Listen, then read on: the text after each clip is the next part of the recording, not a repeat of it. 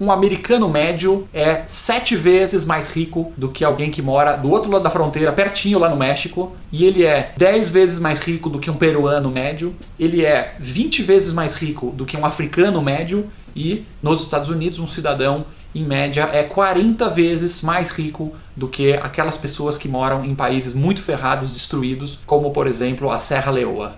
O que explica isso? Fala aí, galera do Ranking, beleza? Vamos fazer hoje um negócio um pouco diferente, uma resenha de livro. Vamos falar sobre um livro que tem sido muito divulgado, chamado Por que as Nações Fracassam? Why Nations Fail. E ele tenta entender um pouco mais sobre essa questão do fracasso de alguns países e sucesso de outros. E claro que quando a gente fala do americano, que é mais rico que o peruano e tal, isso não é só a riqueza no sentido material. Ah, mas o cara tem mais tênis no armário, e tem um carrão melhor, e os valores da vida, isso não é tão importante. Não. Quando você fala em riqueza, isso se traduz também em indicadores humanos muito importantes. Alfabetização, acesso à educação de qualidade, entretenimento, saúde, expectativa de vida melhor, alimentação melhor, menos chance do seu filho morrer ao nascimento, menos chance de ser assassinado na rua. Então eu estou falando de prosperidade em geral, desenvolvimento humano, você viver uma vida mais plena, mais segura, mais feliz do que em países miseráveis. Então é bem interessante a gente entender o que está por trás disso. Em primeiro lugar, o autor ele dispensa algumas teorias apressadas que as pessoas podem ter e que na verdade não tem nada a ver com os fatos.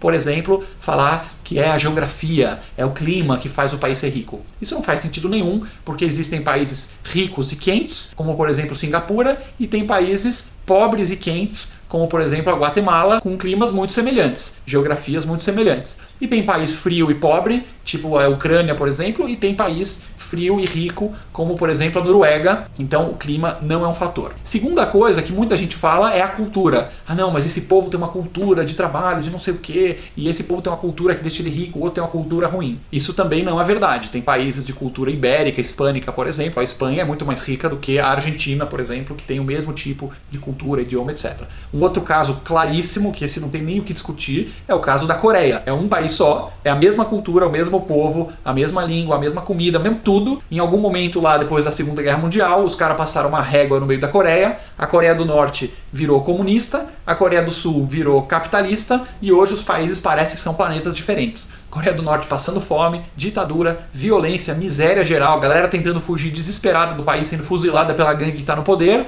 e no Sul, um dos países mais desenvolvidos, mais prósperos do mundo. Ou seja, a cultura do povo não tem a ver. Então, afinal, o que é, segundo o autor do Por que as Nações Fracassam, o que afinal é o grande segredo, o grande molho que está por trás dessa prosperidade? Vamos falar aqui o que ele defende, os pontos a favor e alguns contrapontos também ao próprio livro, porque ninguém tem bala de prata. E o livro responde, de certa forma, muito claramente, instituições. Instituições.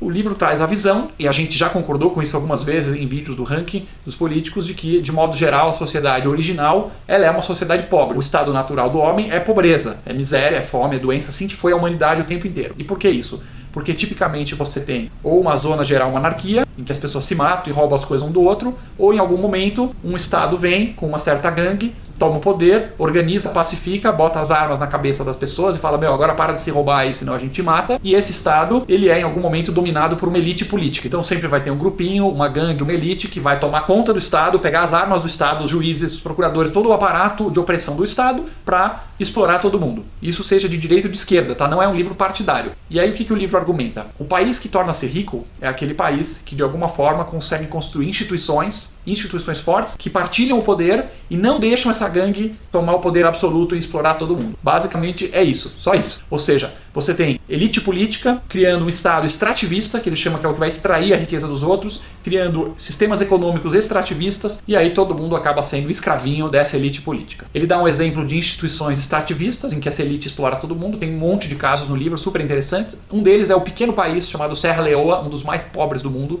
Eles plantam bastante cacau lá, é um negócio importante. Então como que funciona? Você tem lá dezenas de milhares de plantadoras de cacau e chega o governo e fala, galera, sempre tem um papinho, né? É sempre um papinho bonito. Galera, para ser mais justo, em nome da equidade social e da distribuição de renda e de não sei o que, nós vamos criar aqui o Comitê Central de Distribuição de Cacau. Então vai ser tudo muito bonito, que a gente vai centralizar, olha só a palavra, centralizar, e aí vai ter esses nomeados aqui pela gangue que está no poder, o ministro tal, com o secretário tal, com não sei quem, e eles vão comprar todo o cacau do mercado, vão centralizar e vender no mercado internacional. Então você que é fazendeiro pode ficar tranquilo porque o governo vai comprar o seu cacau. O cacau que vale, vamos supor, $100 no mercado internacional, O governo vai pagar $20 para esse cara, vai centralizar tudo e vender e ficar com lucro. Isso é uma instituição econômica extrativista, né? Aquela elite que tomou o poder, que pegou as armas, que pegou o exército, põe ordem em todo mundo, compra o cacau por 20, vende por 100 e fica com a diferença para o governo, que vai oficialmente prestar bom serviço para a população, aquela história que você já sabe, né? Vai ter hospital, vai ter escola, vai ter isso, aquilo, e na prática, como é um país de elite centralizada, extrativista, acaba ficando tudo com a gangue que está no poder. E somente migalhas vão para os pobres. Notem que no caso da Serra Leoa, por exemplo, é engraçado que o desconto, né, o quanto que é a diferença entre o preço internacional e o preço pago,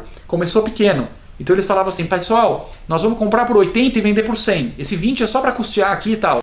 Ok, eu agricultor estou perdendo um pouquinho, mas é por uma boa causa, vou comprar alimento e tal. Com o tempo, o Estado vai inchando, a gangue vai inchando, precisa botar mais apadrinhado, mais cargo, mais marajá, e aí eles começaram, não, agora a gente não paga mais 80, eu pago 70, agora eu pago 60, agora eu pago 50. Daqui a pouco, o governo está pagando 20, o agricultor está na miséria porque ele não consegue sobreviver com os 20, começa a parar de plantar cacau, e aí, olha só que interessante, na Serra Leoa, o governo começou a obrigar e ameaçar de prisão quem não plantar cacau. E os caras não querem plantar por quê? Porque vão ganhar $20. Mas por que ele vai ganhar $20?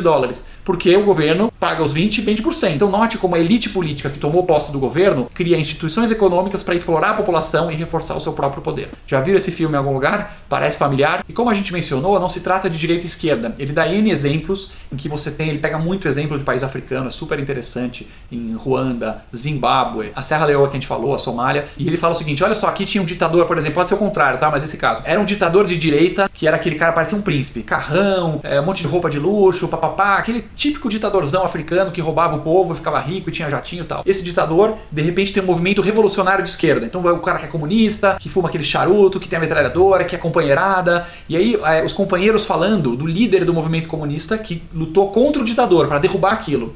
E aí no papinho, olha só que interessante. Nós somos a guerrilha revolucionária do povo. Vamos derrubar esse ditador de direita malvadão que tem um monte de carrão e nós vamos instaurar aqui a República Socialista do Povo e vai ser tudo maravilhoso. A gente vai acabar com essa desigualdade social, vamos distribuir pro povo e vamos ser simples. E aí eles falam, pô, o cara era tão legal, o cara era humilde, o cara era companheiro igual a gente, ele era simples, ele usava só aqueles uniformes, basicão. E aí o cara finalmente vence a batalha, toma o poder, derruba o ditador e aí ele encontra aquele poder absoluto. Opa!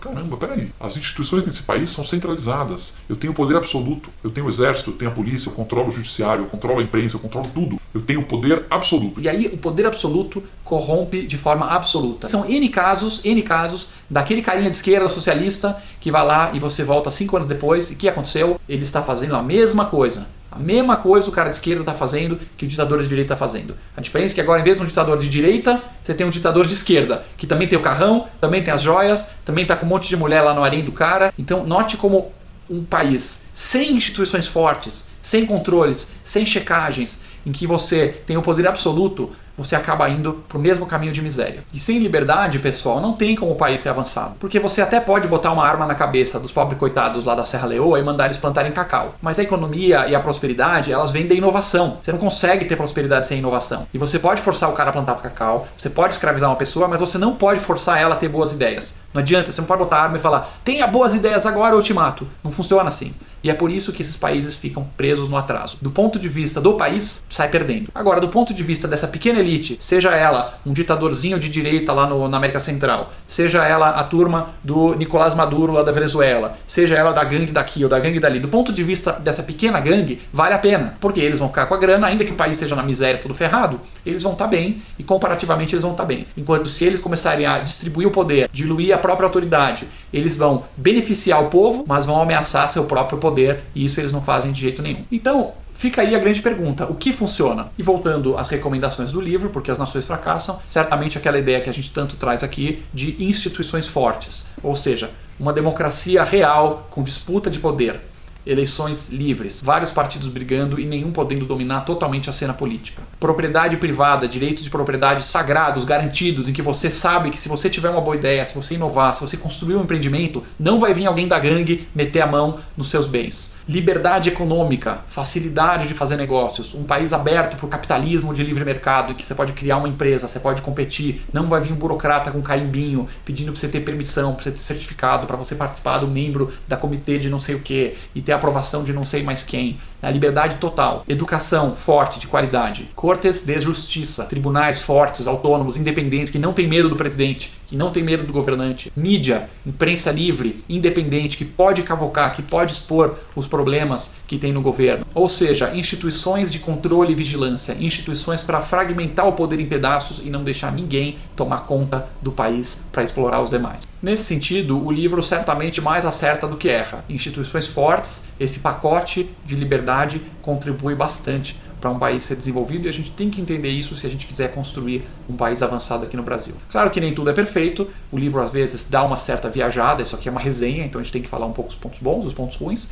Ele acaba tentando colocar essa teoria e aplicar para tudo da história humana. Ele fala, por exemplo, de Roma Antiga, de Veneza Antiga, da civilização maia, que tem pouquíssimos dados para poder embasar, então ele tentou meio que o cobertor cobrir tudo, e a gente sabe que a vida humana é muito complexa. O livro também ignora que em alguns casos, no início do período de crescimento, houve países com autoritarismo, que começou no autoritarismo e depois construiu a democracia, como por exemplo o Chile, a Coreia, Singapura, são países que tiveram indicadores muito fortes e que começou com um líder autoritário, então nem tudo explica tudo. E o caso da China também, que é um país que está já há 40 anos em forte crescimento, que é autoritário, então é uma incógnita, né? Como encaixar nas teorias que o livro Por que as Nações Fracassam propõe. Mas, de modo geral, uma leitura muito interessante, muito agradável, que vai na direção certa e que certamente dá algumas luzes e indicativos do que a gente tem que caminhar aqui no nosso país para não fazer os erros que outros fizeram e começar a ir na direção de um país tão desenvolvido que todos nós queremos. Se você gostou desse vídeo, siga o Ranking dos Políticos nas redes sociais.